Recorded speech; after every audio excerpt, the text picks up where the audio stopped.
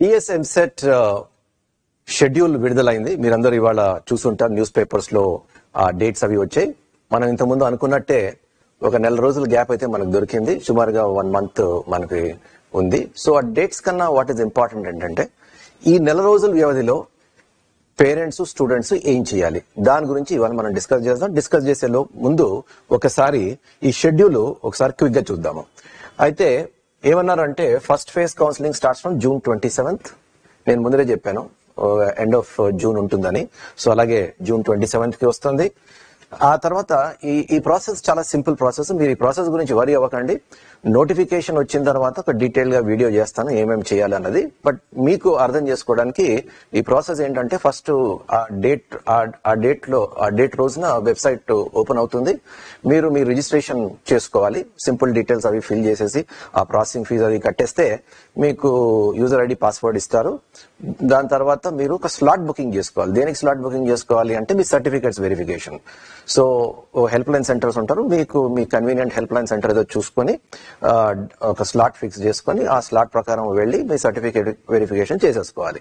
ఈ certificate verification అయిపోయిన తర్వాత నెక్స్ట్ స్టెప్ ఏంటంటే వెబ్ ఆప్షన్స్ ఇవ్వాలి. ఆ వెబ్ ఆప్షన్స్ ఇచ్చిన తర్వాత ఈ web options exercising web options June 30th అన్నారు.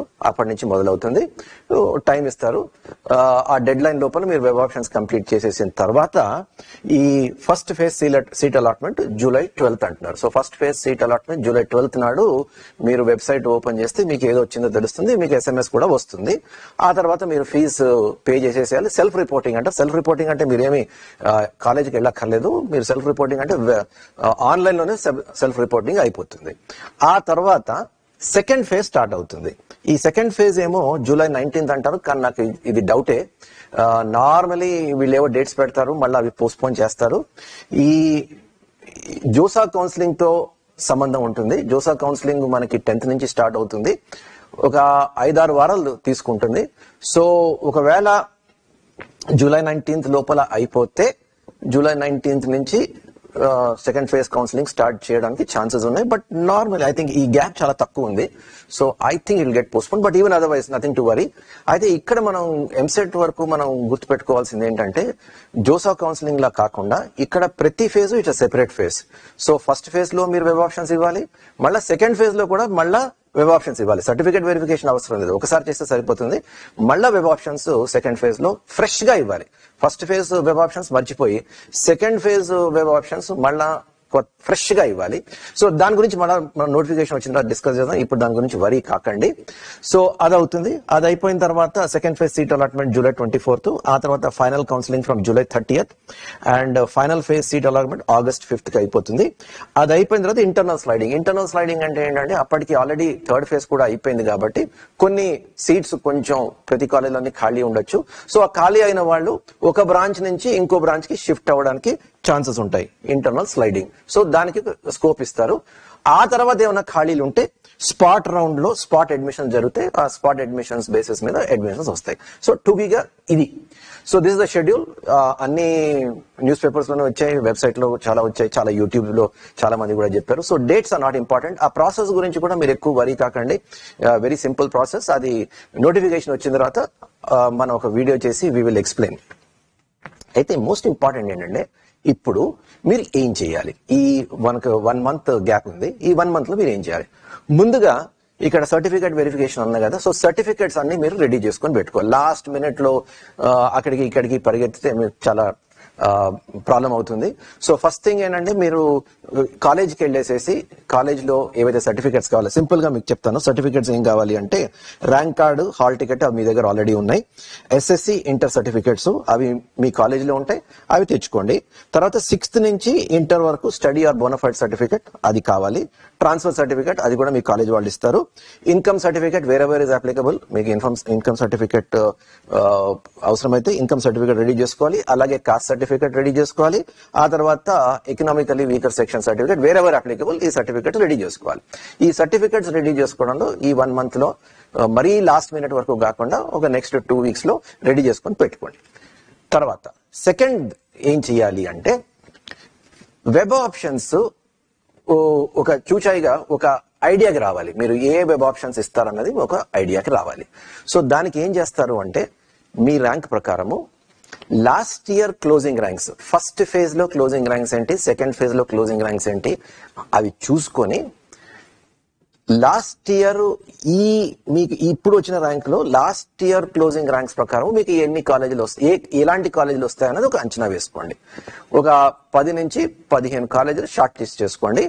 లాస్ట్ ఇయర్ కన్నా ఈ ఇయర్ లో సీట్లలో కొన్ని మార్పులు చేర్పులు ఉంటాయి. ఈ సీట్ మ్యాట్రిక్స్ ఎంసెట్ తో పెద్ద ప్రాబ్లం ఏంటంటే లాస్ట్ డే వరకు కౌన్సిలింగ్ స్టార్ట్ అవుతుందంటే ఆ రోజు సీట్ మ్యాట్రిక్స్ రిలీజ్ చేస్తారు. సీట్ మ్యాట్రిక్స్ అంటే ఏంటి, ఏ కాలేజీలో ఏ బ్రాంచ్ కి ఎన్ని సీట్లు అన్నది లాస్ట్ డే నాడు, అంటే అప్పటి వరకు మనకి రిలీజ్ చేయరు. సో మనకి ఎలా ఉంటుంది అన్నది, ఎన్ని సీట్లు ఉంటాయి, ఎన్ని బ్రాంచెస్ ఉంటాయో మనకి ఆ లాస్ట్ డే వరకు మనకు తెలియదు. సో లాస్ట్ డే వరకు మనం వెయిట్ చేయక్కర్లేదు. సో కిందటి సార్తో కంపేర్ చేస్తే ఈసారి కొంచెం సీట్లు computer science and related branches లో ఎక్కువే ఉంటాయి. సో అందుకోసం last time say for example 15,000 కి ఏదో వచ్చింది అనుకుందాం, ఏదో కాలేజీలో కంప్యూటర్ సైన్స్ వచ్చింది అనుకుందాం. ఈసారి 15,000 కాదు 16,000 వరకు కూడా వెళ్లే ఛాన్సెస్ ఉన్నాయి, కానీ గ్యారంటీడ్ కాదు. So last year is only ఒక ఇండికేటర్ మాత్రమే. లాస్ట్ ఇయర్ ప్రకారము ఈ సంవత్సరం కూడా జరుగుతుందని don't think about it. So ఒక అంచనా మాత్రమే. ఎందుకంటే కొంతమంది స్టూడెంట్స్ ఏం చేస్తారు, పేరెంట్స్ ఇన్వాల్వ్ అవ్వకుండా స్టూడెంట్స్ కి ఆ బాధ్యత ఇచ్చేస్తారు. అండ్ స్టూడెంట్స్ నార్మలీ మెచ్యూరిటీ ఉండదు కాబట్టి వాళ్ళు లాస్ట్ ఇయర్ ర్యాంక్స్ ప్రకారం ఈసారి వెబ్ ఆప్షన్స్ ఇస్తారు. ఈసారి కొన్ని చేంజెస్ అవ్వచ్చు, కొన్ని బ్రాంచెస్ తీసేయచ్చు, కొన్ని మార్పులు చేర్పులు జరుగుతాయి. అండ్ ఒక్కొక్కసారి ఒక్కొక్క కాలేజీకి సడన్ గా డిమాండ్ పెరుగుతుంది. ఫర్ ఎగ్జాంపుల్ ఈసారి గీతాంజలి కాలేజ్ ఒక 23rd స్పాట్ నుంచి 16, 17 కి వచ్చే ఛాన్సెస్ ఉన్నాయి. మంచి టాక్ ఉంది కాబట్టి. So last year say for example Gitanjali కాలేజీలో 15-16 వేలకు వచ్చిందంటే ఈసారి 15-16 వేలకు రాకపోవచ్చు, 12 వేలకే అయిపోవచ్చు. సో ఇలాంటివి అవుతాయి. So last year closing ranks ఒక ఇండికేటర్ మాత్రమే. So last year closing ranks ప్రకారము ఒక అంచనా వేసుకోండి. ఏంటంటే ఒక 10 నుంచి 15 కాలేజెస్, ఈ 10-15 కాలేజెస్ లో స్టూడెంట్ ని, మీ వాడిని, your boy or girl admit చేయొచ్చు, వీటిలో ఈ బ్రాంచెస్ వస్తాయి అని ఒక ఐడియా వచ్చిన తర్వాత ఈ 10-15 కాలేజెస్ మీద మీరు కొంచెం కసరత్ చేయాలి. అంటే కొంచెం ఇన్ఫర్మేషన్ కలెక్ట్ చేయాలి, ఇన్ఫర్మేషన్ ఫ్రమ్ సెకండరీ సోర్సెస్.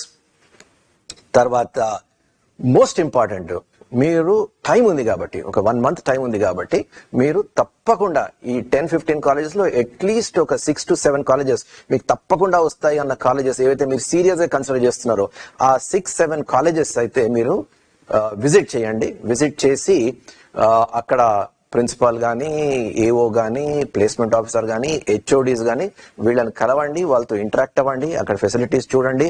అక్కడ మోస్ట్ ఇంపార్టెంట్ స్టూడెంట్స్ తో మాట్లాడండి. స్టూడెంట్స్ అవైలబుల్ ఉంటారు, మాట్లాడండి. లేకపోతే రిఫరెన్సెస్ తీసుకోండి. మీ సర్కిల్లో ఆ స్టూడెంట్స్, ఆ కాలేజీలో స్టూడెంట్స్ ఎవరైనా మీకు తెలిస్తే వాళ్ళతో తప్పకుండా మాట్లాడండి.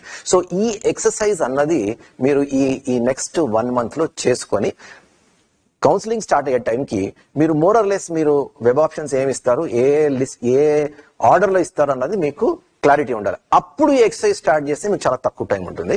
మీకు 1 month ఉంది కాబట్టి మీరు ఇది మొదలు పెట్టండి. అదే ఈ క్లోజింగ్ ర్యాంక్స్ అన్నది ఎంసెట్ కౌన్సిలింగ్ వెబ్సైట్ లో ఉంటుంది. ఒకవేళ మీకు అది లేకపోతే ఈ డిస్క్రిప్షన్ లో, ఈ వీడియో డిస్క్రిప్షన్ లో అది ఆ లింక్ పెట్టడానికి ట్రై చేస్తాను, మీరు ఒకసారి అది చూసుకోవచ్చు. ఈ కసరత్తు మాత్రం పేరెంట్ తప్పకుండా చేయాలి. This is a small investment in time that all of us have to make.